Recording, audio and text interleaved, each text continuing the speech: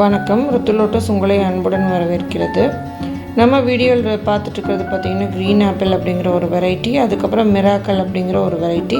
இந்த ரெண்டு வெரைட்டிலையுமே பார்த்திங்கன்னா டியூபர்ஸ் வர்றது ரொம்ப சிரமம். நல்லா ஃப்ளவரிங் தரக்கூடிய வெரைட்டிஸ். இந்த வெரைட்டிஸ் உங்களுக்கு வேணும் அப்படின்னா நீங்கள் வாட்ஸ்அப்பில் காண்டாக்ட் பண்ணி வாங்கிக்கலாம். நாம் இப்போ கம்போஸ்ட் எப்படி போடலாம் அப்படிங்கிறத பார்க்கலாம்.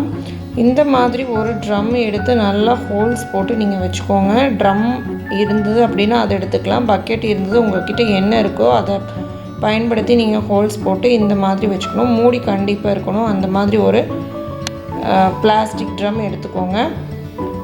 பாருங்கள், அதில் நான் போட்டு வச்சுருந்த காய்கறி கழிவுகள், மாடி தோட்ட கழிவுகள், அதுக்கப்புறம் இந்த தேங்காய் இதெல்லாம் பாருங்கள் நல்லாவே மக்கி இருக்குது. இது எப்படி போட்டேன் அப்படிங்கிறது ஏற்கனவே வீடியோ இருக்கிறதுனால நான் இந்த வீடியோவில் அதை நான் காமிக்கல.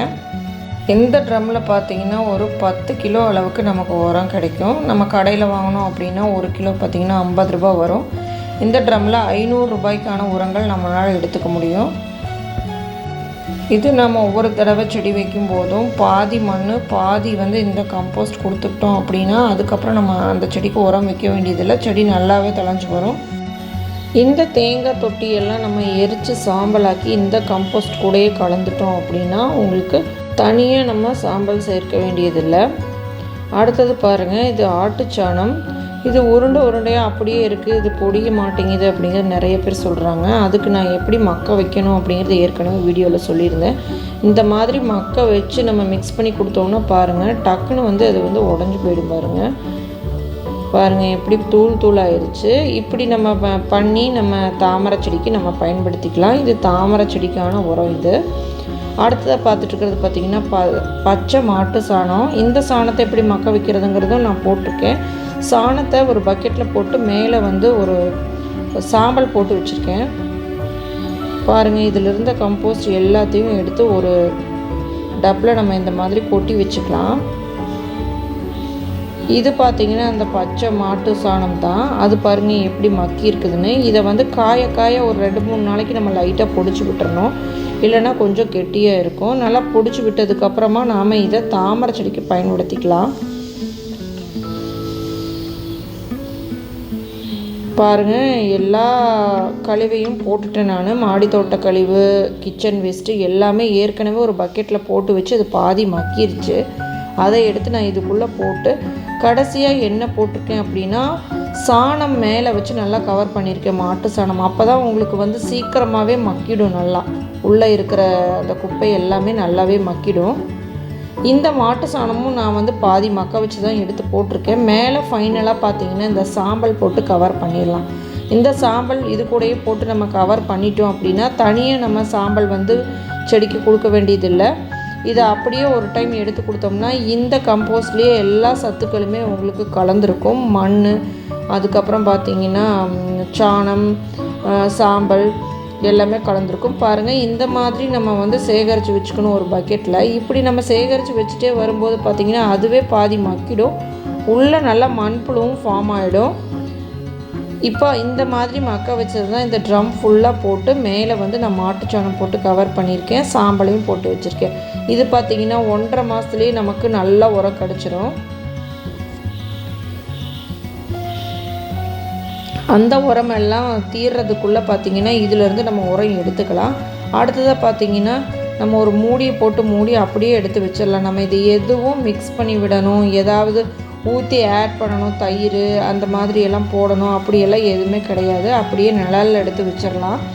இந்த கம்போஸ்ட் கூட ஒரு 100 கிராம் அளவுக்கு வேப்பம் புண்ணாக்கு மேலே போட்டு வச்சுருக்கேன். பாருங்கள், இதை நல்லா மிக்ஸ் பண்ணி விட்டு அப்படியே வச்சிட்டோன்னா நம்ம தனியாக எதுவுமே உரம் நம்ம செடிக்கு சேர்க்க வேண்டியதில்லை. இதுலேயே எல்லாமே கலந்துருக்கு. இதவே நம்ம எடுத்து கொடுத்துக்கலாம். இதை நம்ம வெயிலில் வைக்கணும் அப்படிங்கிற அவசியம் கிடையாது. நம்ம நிழல்லையே வச்சுக்கலாங்க. கொஞ்சம் ஈரப்பதம் இருக்கும், அது அப்படியே ட்ரை ஆகிடும். நம்ம தேவைப்பட்டால் நல்லா ஒரு மிக்ஸ் பண்ணி கொடுத்துட்டோம்னா தூள் ஆகிடும். இல்லை உங்களுக்கு வெயிலில் வச்சு எடுத்து வச்சுக்கிறனாலும் நீங்கள் எடுத்து வச்சுக்கலாம். இது பாருங்கள் நல்லா தூள் ஆயிடுச்சு பாருங்கள். இன்னும் ஒரு நாள் வச்சுட்டு அது காஞ்சதுக்கப்புறம் மறுபடியும் ஒரு மிக்ஸ் கொடுத்தோம் அப்படின்னா நல்லா தூள் ஆகிடும். இதை அப்படியே நான் எடுத்து தாமரைக்கு பயன்படுத்திக்குவேன். அதுக்காக தான் இதில் போட்டு வச்சுருக்கேன். இந்த பச்சை மாட்டு சாணம் மட்டும் தனியாக மக்க வைக்கும்போது அதில் வேறு எந்த கல் மண் அந்த மாதிரியெல்லாம் இருக்காது, நல்ல உரமாக உங்களுக்கு கிடைக்கும். அடுத்ததாக பாருங்கள், இது இலைத்தலைகள் எல்லாம் நான் காய வச்சு வச்சுருக்கேன். நாம் இந்த இலைத்தலைகள் எல்லாம் கொக்கோ பீட்டுக்கு பொதுவாக தாராளமாக பயன்படுத்திக்கலாம். நம்ம கார்டன் சாயில் கூட பாதி அளவு இந்த இலைகளை எல்லாம் கலக்கி கூட நம்ம செடி வச்சுக்கலாம். இது எதுக்காக நான் காய வச்சுருக்கேன் அப்படின்னா, முடவாட்டுக்கால் செடி நடுறதுக்காக தான் இந்த இலைகளெல்லாம் நான் எடுத்து காய வச்சுருக்கேன். அடுத்ததாக பார்க்குறது பார்த்திங்கன்னா லோட்டஸ் தான். வெயில் பார்த்திங்கன்னா எங்களுக்கு இந்த ஒரு 1 வீக்காக தான் வெயிலே இருக்குது பாருங்கள். லோட்டஸ் எப்படி வந்திருக்குதுன்னு பாருங்கள், நல்லா க்ரோத் கிடச்சிருக்கு இந்த லோட்டஸ்க்கு. இது ஒரு லைட் க்ரீனில் வரும். இந்த மாதிரி ஒரு லைட் க்ரீனில் நல்லா தலைய ஆரம்பிச்சிருச்சு அப்படின்னா உடனே மொட்டு வந்துடும் அந்த செடியில். இன்னுமே ஸ்டாண்டிங் லீஃப் இப்போ தான் ஆரம்பிச்சிருக்குங்க, அதுக்குள்ளே இது மொட்டு வந்துடுச்சு பாருங்கள். அதில் ஒரு மொட்டு வந்திருக்கு. செடியே உங்களுக்கு ஒரு டிஃப்ரெண்ட் க்ரீனில் தெரியுது, அதை நீங்கள் பார்க்கலாம். இப்போ தான் தழைஞ்சிக்கிட்டு இருக்குது, ஃபாஸ்ட் க்ரோத் இருக்குது இதில்.